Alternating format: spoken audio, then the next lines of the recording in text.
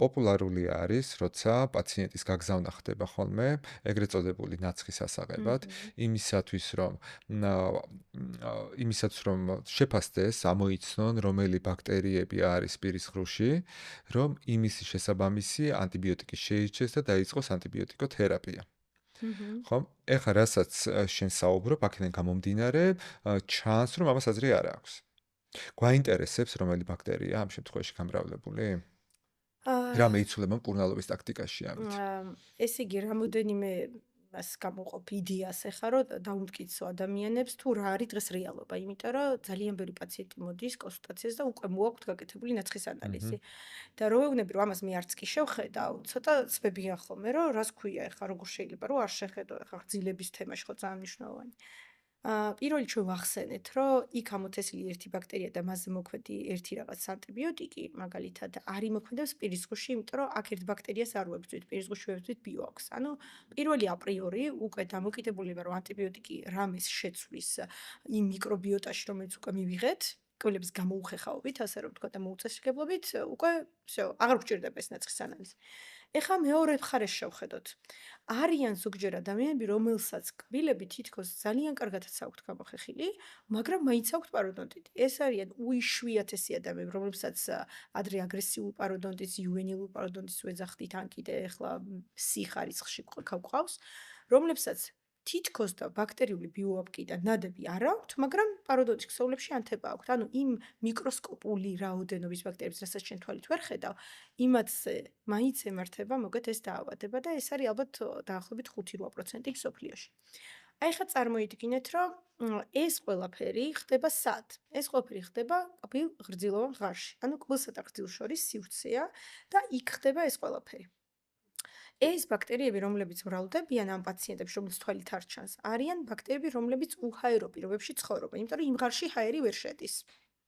გამომდინარე აქედან, ეხლა ჩვენ როდესაც პაციენტი გვეუბნება, რომ ნაცხის ანალიზი მოვიტანე, ნაცხის ანალიზი როგორ კეთდება?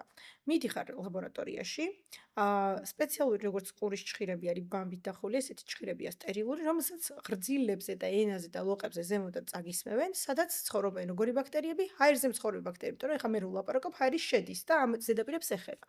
ანუ ის ბაქტერიები, რომლებსაც არ შეუძლიათ ჰაერზე ცხოვრება, იქ ვერ იცხოვრობენ, მოკვდებიან. გამომდინარე აქედან შენ იღებ მიკროფლორას, რომელიც არანაირ კავშირში არ არის ღრძილების ანთებასთან, იმიტომ რომ ეს უნდა იყვნენ უჟანგბატო პირობებში მცხოვრები ბაქტერიები. ანუ იმ ნაცხის ანალიზში მე ვერ ვიპოვი იმ ბაქტერიებს, რომლებიც შეიძლება არიან გამოწვევი ამ დაავადების. ანუ აპრიორი არასორია, ვერ იპოვე. აი, რომც იპოვო, გავაკეთე. ერთადერთი მეთოდი, რისაც შეიძლება რომ იპოვო, ეს არის PCR, ანუ პოლიმერაზულ ჯაჭვური რეაქცია. ნუ ეს PCR-ი, ნუ ყველა მიცის უკვე COVID-ის გამო, კი ბატონო. და თუ იპოვე, ეს გიცვლის მკურნალობის სტრატეგიას? აი, აქ გააჩნია უკვე რა იპოვენ.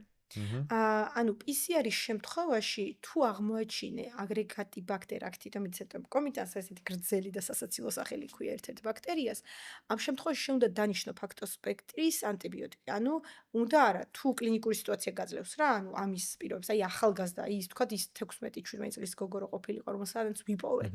ამ დროს ანტიბიოტიკოთერაპია ვიცი კლინიკური მდგომარეობიდან რომ დასანიშნია, იმიტომ რომ მას წინასწარ განწყობა პაროდონტიტის მიმართ, იმუნური პასუხი ძალიან ცუდი. რა ვიცი, უკვე კბილი დაკარგა, ამ შემთხვევაში უნდა დავნიშნო, მაშინ თუ ვიპოვე ეს ბაქტერია, მაშინ უნდა დავნიშნო ფართო სპექტრის ანტიბიოტიკი, მაგალითად ამოქსიცილინის ჯგუფის და პლუს მეტრაინდაზოლი. ანუ ეს ვიცით, მაგრამ თუ ეს აგრეგატი ბაქტერი ვერ ვიპოვე, მაშინ ფართო სპექტრის, ანუ ამოქსიცილინის დანიშვნას აზრი არ აქვს. მაშინ შემიძლია მხოლოდ მეტრაინდაზოლი დავნიშნო.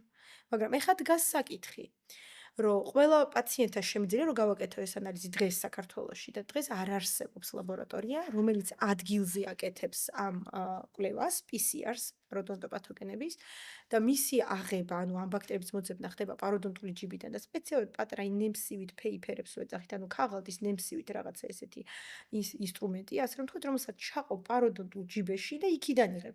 არავითარ შემთხვევაში ის ნაცხის ანალიზი რაც ტარდება ლაბორატორიაში. ანუ ეს უნდა გააკეთოს სტომატოლ პათოლოგმა თვითონ. და მერე სპეციალური სინჯარებია, რაშიც დებდა აგზავნი ლაბორატორიაში.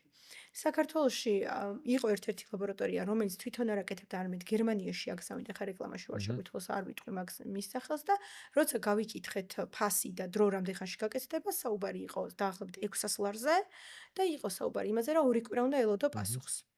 ხო და ანუ დღეს არ გვაქვს ამის საშუალება. ანუ შეიძლება პაციენტს 600 ლარიც არ დაუჭდეს იმ თავისი პაროდონტიტის მკურნალობა და დიაგნოსტიკურ საშუალებაში გადაახდევინო ამ ხელა თანხა, როდესაც შენ ემპირიულად, ანუ ლიტერატურულ წყაროებზე დაყრდნობით იცი რა პაროდონტოპათოგენებზეა საუბარი და შენ იცი რომ ყველა ვარიანტში მექანიკურად უნდა მოაცილო ეს ბიოპკი, ანუ როგორც პაციენტმა უნდა ისწავლოს ამის გაკეთება სახში, ასევე კლინიკაში უნდა ჩაატარო გრძილზედა და გრძილქვეშა ინსტრუმენტირება და მხოლოდ მერე თუ არა გაქვს შედეგი შეგიძლია რომ დანიშნო ანტიბიოტიკი. აზრი, ანუ მე ამის გარეშეც შემიძლია ეს გავაკეთო, იმიტომ რომ კლინიკური სურათის მიხედვით იღებ გადაწყვეტილებას, ხო? ეგრეთ კურნალობ.